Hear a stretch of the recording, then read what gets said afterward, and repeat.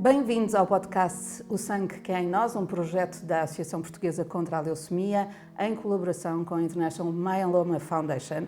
Queremos promover a literacia em saúde de pessoas que vivem com doenças hemato-oncológicas, como a leucemia, o linfoma e o mieloma múltiplo. Vamos estar à conversa com especialistas, doentes e familiares e, com isso, explorar o mundo dos cancros do sangue. O meu nome é Teresa Bizarro. Neste episódio falamos do transplante de medula na perspectiva do dador. Está connosco Tiago Rogaldo. Muito obrigada por se ter disponibilizado a falar connosco e ter aceitado falar para o podcast O Sangue que há em Nós. A primeira pergunta é: como é que se tornou dador de medula? Muito obrigado, eu, pelo convite. Tornar dador de medula foi um processo para mim o mais natural possível, atendendo ao facto de saber que era necessário, efetivamente, encontrar um potencial dador para a minha irmã, fazer e, no fundo, jogar um bocadinho com a lei das probabilidades, em particular tentando perceber se familiar era ou não compatível para poder, efetivamente, participar nesse processo de doação de medula. E, a partir daí, então, o que foi feito foi um processo o mais natural, entre aspas, que foi seguir todas as prescrições médicas e seguir todos os conselhos que eram dados para poder entrar para isso. Antes disso, quando a irmã enfrentou a doença e a possibilidade de um transplante podia ser uma solução para uma cura para a doença da irmã, houve receios da sua parte de pensar, ou foi pensar, posso eu ser compatível? Isso representou algum receio para si? Pronto, começando talvez pelo início, a ideia foi sempre uma perspectiva muito otimista. Otimista e tentar pensar, é possível com que, se eu tentar fazer a minha parte, é possível com que possa ser um bocadinho um apoio para a possível ajuda para a minha irmã. E surgiu a partir do momento em que era preciso testar as potenciais compatibilidades de poder ser um potencial dador da medula. As probabilidades de poder ser compatível, estamos a falar de 1 em 4, 25%. E depois desses 25% tentar perceber qual é que era o grau, efetivamente, de compatibilidade. Foi uma primeira fase de fazer a recolha para perceber, um bocadinho de ansiedade, não é? Para poder vir a ser ou não, será que nós fazemos parte desses 25%? Receber a notícia da parte da enfermeira, sim senhora, olha, temos boas notícias, é compatível, e é compatível a 100%, porque depois dentro das possibilidades de poder ser compatível, depois tem vários graus de nível de compatibilidade. Perceber que era 100% foi uma alegria imensa, liguei logo também para a minha irmã e eu acho que ela também não estava muito bem a par de todo este processo e dos testes e destas hipóteses também para isso. Quando surge essa hipótese, claro está que nós quase que pomos um chip de, a partir de agora, fazemos parte da solução, é para fazer e vamos embora. Nem senti, posso lhe dizer, dúvidas ou ansiedades ou o que quer que seja. É para fazer e quase que foi o modo, vamos fazer e vamos fazer bem. E sabia ao que ia? Sabia ao que ia, baseado com aqueles mitos, entre aspas, que estão relacionados com isso. Mas tive sempre a hipótese e a felicidade de haver profissionais do IPO que conseguiram, de uma forma muito prática, passar toda a informação que existia. Desde a fase de qual é que é a preparação, porque existe uma fase de preparação, ao facto de se procurar desmistificar que não existe já como antigamente era feito, que era preciso chegar até ao osso, muitas vezes para fazer a recolha que nós poderíamos ter da medula, mas antes explicar que era um processo que eu tinha que estimular por mim próprio também, com as pequenas injeçõezinhas muito simples, uma coisa praticamente indolor, para poder começar a produzir muitos glóbulos vermelhos, portanto, para a minha medula poder estar a pressionar, estar no fundo a estimular ao máximo. Situação essa que foi feita de uma forma muito calma, tranquila, até ao ponto em que realmente o que se passou, que era o processo de medula, não era mais do que uma doação de sangue, não é doação de sangue, mas quase como se fosse numa máquina, portanto simples, em que no fundo nós temos que estar parados durante algum tempo, em que no fundo é retirado, portanto, a parte que interessa do sangue, que é a parte que, no fundo, os profissionais, a partir daí, extraem e depois voltar novamente a colocar. Era quase essa a ideia que tinha antes? Não era essa a ideia. E, portanto, chega a um nível em que, quando os próprios profissionais de saúde, os médicos, explicam o processo, explicam-nos tudo para nós percebermos e até nos dizem, olha, se alguma coisa não correr bem, a culpa também não é sua. Isso também é importante porque nos dá uma sensação também de, ok, vamos tentar fazer o nosso lado sem tentar estarmos ansiosos, sem pressão. Mas, claro está que a própria pressão existe, mas no sentido em que nós poderemos saber lidar então com essa pressão. Foi explicado e foi feito, portanto, com todo o gosto. Então, como é que se explica que ainda hoje não haja informação suficiente, comunicação suficiente sobre, no fundo, a facilidade, não direi facilidade, mas a simplicidade do processo de doação de medula? Essa questão, como se explica, tem a ver um bocadinho, se calhar é um assunto que as pessoas têm algum receio, se calhar têm medo de enfrentar um bocadinho, que pode ser um ato nobre, altruísta, que nós podemos fazer não só com familiares, mas com os outros. Quer dizer, eu no meu caso em particular sabia que era para a minha irmã, porque houve essa tentativa logo de imediato para perceber se poderia alguém familiar ser compatível ou não, mas é algo que pode e deve ser feito, e também apelo também a todas as pessoas que possam ter esse interesse de doar uma medula, não é mais do que procurar salvar uma vida sendo compatível com alguém. É um processo um bocadinho mais detalhado do que ser uma doação de sangue. É quase, eu costumo dizer, um primo afastado de doar sangue, mas não é mais do que numa primeira fase fazer uma pequena recolha de sangue adicional, só para saber se podemos vir a ser compatíveis ou não. Esse é o exame prévio, é o primeiro ponto. O ponto de partida é um exame de sangue, umas análises normais. No fundo, em vez de recolhermos, sei lá, imagina um pequeno frasquinho, se calhar temos que pôr um segundo frasquinho, numa linguagem mais de leigo para todos nos entendermos, não sendo assim tão técnico. Depois desse processo, se formos compatível, aí sim... Quanto tempo desde a análise até ao resultado da compatibilidade é que mediu? Não lhe consigo precisar muito bem em tempo específico, mas talvez 3 semanas, talvez, mais coisa menos coisa, foi esse o prazo. Depois houve uma necessidade de ser feito uns testes depois preliminares, fazer uns ensaios, portanto, uns eletrocardiogramas, no fundo verificarmos qual é que era o meu estado mais saudável possível para podermos passar, que no fundo estamos a passar mas, tudo digamos, que é do nosso exames de rotina. Exames de rotina. Olha, nada de muito complicado. E até lhe vou dizer, até uma vantagem para todos nós que podemos não estar a saber muito bem o estado em que estamos, nem que seja aí um bom check-up também para perceber como estamos. E eletrocardiogramas, verificação dos níveis de hemoglobinas, tensão arterial, quase que irmos ao médico e dissermos, olha, vamos necessitar de ver o estado em que nós estamos. Portanto, isso ajuda-nos imenso também e dá-nos até mais confiança, portanto, para esse processo de dádiva. E em que momento é que começa a preparação depois para a doação?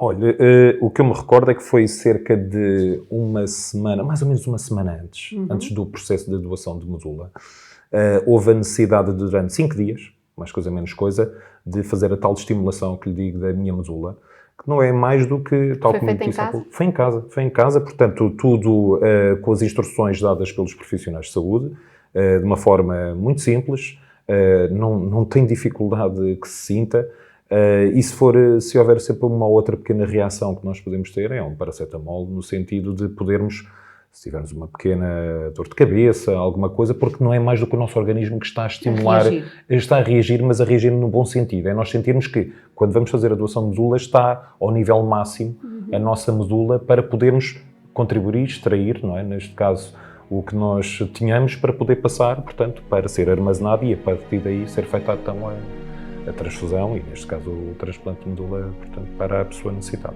Essa doação depois materializou-se num dia em que foi ao IPO? IPO. Ao IPO de Lisboa e esteve a dar sangue, entre aspas, não é?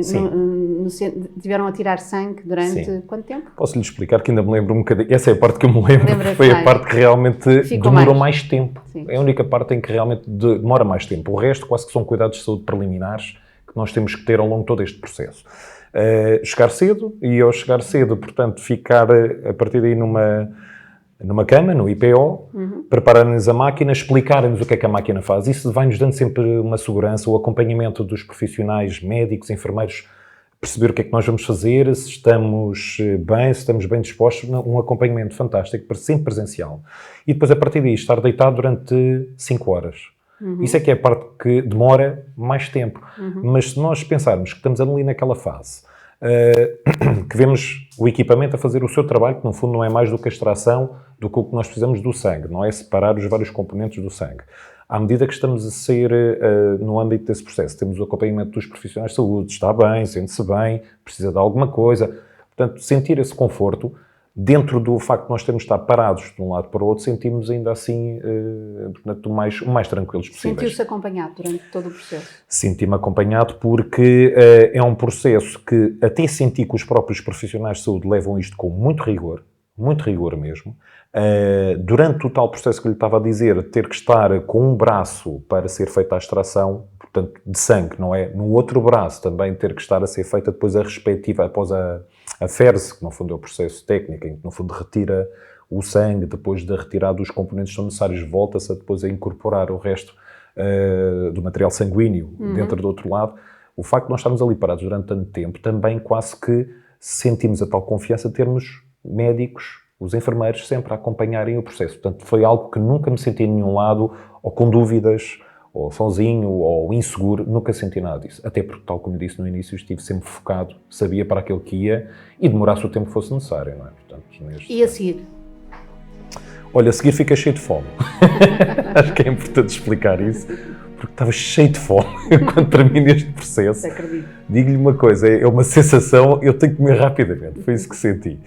O resto, o que é que me foi dito? E agora, de uma forma porque mais... durante essas 5 horas não podia... 5 horas temos de estar parados, não é? Sim. Eu quase que equipar, como antigamente fazia viagens até Angola, quase que sentia que, olha, neste momento estou parado como se estivesse a dormir a ir para Angola, ou quem diz Angola, olha, agora vou dormir durante 5 horas, quase, não é? Não podemos estar a dormir porque temos de estar conscientes e dar o nosso feedback, porque se alguma coisa não estiver a correr bem, de imediato responda. Mas o processo fase seguinte, o que é que foi? Foi fazer, no fundo, uma vida normal. Os médicos, sim, quiseram ter uma consulta posterior, de vigilância, perceber como nós estamos, quais os sintomas, o que é que sentimos, o que é que não sentimos. Não sei como é que são nos outros casos, mas falando na minha própria experiência, senti uma pessoa perfeitamente normal, sem nada de anormal, senti-me aliviado, porque fiz um bocadinho também a minha fase, sabia para aquilo que estava-me a preparar para, quase foi sentir missão cumprida, porque foi o trabalho feito da minha parte, que senti que não foi nada de extraordinário. E acho que é isso que é importante passar aqui um bocadinho também na mensagem, é que ser um doador não é nada de extraordinário, tal como nós podemos doar sangue, não sabemos para quem, medula também não é mais do que isto, quase que será uma extensão de uma dádiva de sangue, e se houver alguém que necessita, e é isto que nós também temos por no lado da pessoa que necessita, é a pessoa que pede, olha, a minha vida pode depender de uma pequena transfusão ou de algumas horas em que realmente é preciso ter um bocadinho de paciência.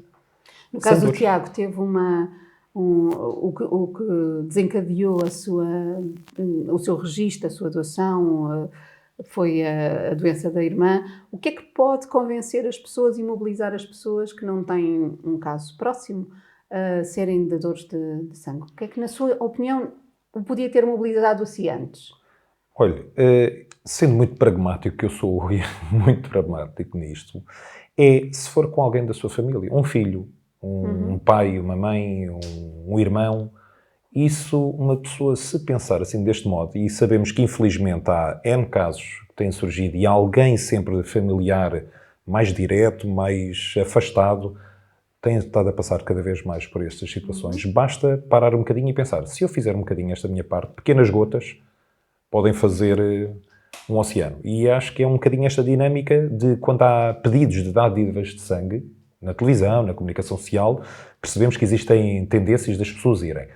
Se calhar faz falta na comunicação social também ver mais comunicação sobre, olha, faça uma doação de medula, não custa nada pelo menos fazer esse primeiro teste, não é? Se calhar mais informação ajuda entre as pessoas pensar um bocadinho e se for alguém da sua família. O Tiago está no registro de dadores? Eu penso que sim, vou-lhe ser sincero, eu penso que não há imaginemos que, porque para a sua irmã é muito óbvio que queria fazer o bem para o seu irmão, mas imagine que havia uma compatibilidade com uma pessoa que não conhecia de lado nenhum. Está disponível para passar por tudo outra vez para isso? Sim, eu acho que cada vez mais temos que perceber num mundo mais globalizado em que nós estamos, em que existe muitas vezes casos cada vez mais específicos, mais complexos, não é? Com uma realidade mundial cada vez mais globalizada, havendo tanta diversidade, tantas etnias que também precisam muitas vezes de casos destes, não teria problema nenhum, bem antes pelo contrário, não é? Depois de ter passado uma experiência gratificante como foi, não vejo porque é que seria ou teria Digo que ser isto diferente. porque há muitas pessoas que se inscrevem com o objetivo, porque no âmbito de uma campanha de registro para o doente X, e depois, quando aparece o doente Y, que afinal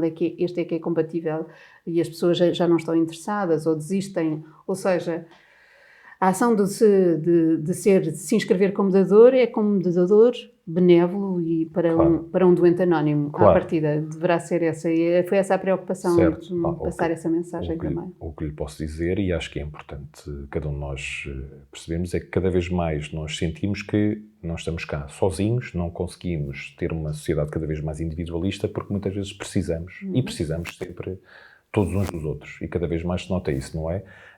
Funcionar não só no trabalho em equipa, como na sociedade e com laços familiares, ou mesmo com pessoas que não nos sejam diretamente familiares. Precisamos todos uns dos outros. Acho que é fundamental cada vez mais perceber que nestas dinâmicas, isto não é para a pessoa A, pode ser para a pessoa B ou para a C. E se nós percebermos um bocadinho as complexidades familiares, as ansiedades que se geram no próprio paciente que necessita disso, pormos um bocadinho no lugar dessas pessoas, dessas famílias, desses problemas que existem e pensarmos que podemos ser parte da solução, acho que isso deve fazer parte de alguns momentos que as pessoas devem parar e refletir e dizer, se calhar só vou perder, entre aspas, algumas horas da minha vida, mas essas horas da minha vida vão ser ganhas por muitos anos de vida, que é o que se espera para alguém que precisa. Portanto, é a mensagem que deixa para as pessoas que neste momento estão com alguma dúvida, porque sabem que existe o Registro Nacional de Doadores de Medula, mas que ainda não tomaram a ação. É essa a mensagem que deixa para essas pessoas. Vou-lhe dar uma mensagem, se calhar que é aquilo que eu faria se fosse no meu lado, se estivesse a ouvir este podcast. Seria, para um bocadinho, vai à internet, pesquisa doação de medula, rapidamente aparece. Quando fores dar sangue, aproveita e dá mais um bocadinho, porque se calhar pode ser para doador de medula. Fica à espera de boas notícias. E ficar à espera de boas notícias é alguém que precisa. Queres ajudar? Se não queres ajudar, então pensa qual é o problema de não quereres ajudar. Porque podes ajudar muitas pessoas, não só aqui, como em qualquer lado do mundo. Muito obrigada, Tiago. Obrigado. É um excelente testemunho, uma excelente maneira de terminarmos este episódio do podcast. Agradeço ao Tiago Rogado por vir partilhar a sua experiência na primeira pessoa. Esperamos ter dado mais alguma informação e contribuído para que tenha mais informação sobre o processo de doação de medula e a facilidade e a simplicidade com que o processo decorre. Termina aqui este episódio. Agradecemos-lhe a si que nos ouve e que nos escuta. Os episódios do podcast O Sangue que Há em Nós estão disponíveis no canal do YouTube da APCL, no site da APCL e também no Spotify. Até à próxima.